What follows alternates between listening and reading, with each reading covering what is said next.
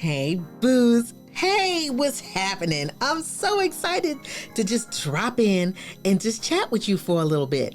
My name is Michelle with LBC Branding, and I wanted to invite you to come join me live on Sunday, where we're going to be talking about failure. Yes. Oh my goodness. Not only am I talking the talk and I'm walking the walk. Okay.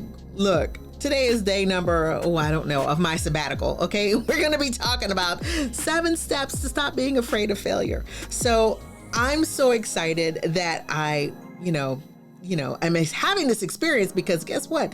I'm learning so much from it. This is what we talked about last week. We talked about the aftermath of burnout and how to rejuvenate yourself. And one of the things that you can do, is check out that video. It's on this channel. So if you're seeing this, go back over there and check it out. It's on the channel. But I wanted to focus on something specific that we talked about. And it has to do with the people that surround you, right? Having the people that you trust around you. And one of my best Judy sent me a little something today. I was not expecting this in the mail. However, it just came and it reminded me of something so true.